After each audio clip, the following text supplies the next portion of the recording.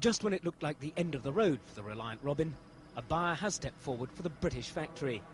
Its former chief executive has found fresh funds, but since the company's already gone into receivership 3 times, why did he think this time he'd be successful? You can gradually build up the business from a firm base, and that's the way to do it, step by step, addressing niche markets. We're not a mass volume car manufacturer, we are a niche market car manufacturer. That's a big change from its 70s heyday.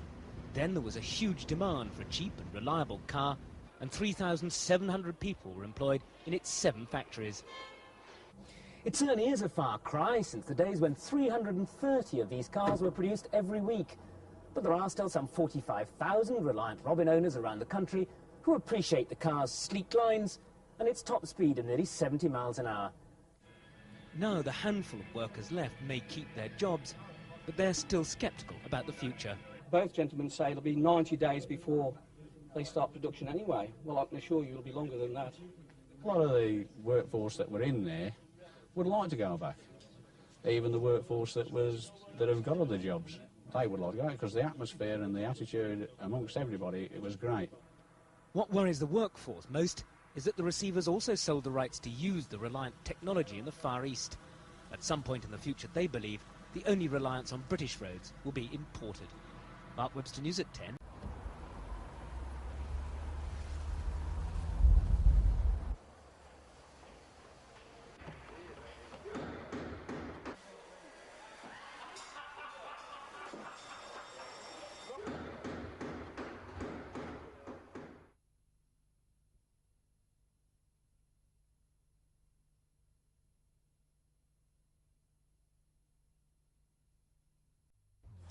The last complete Reliant Robin lurched onto a trailer today as the company, founded in the 30s, again faced oblivion.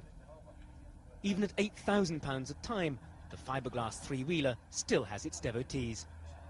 It's economical, it's reliable, it's a good bit of transport for people that can only drive 3 wheels through their licence restriction.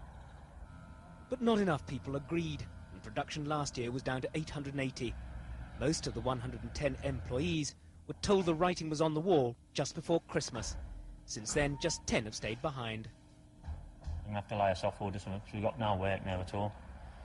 Because they won't buy the parts to finish the cars that are left on the site.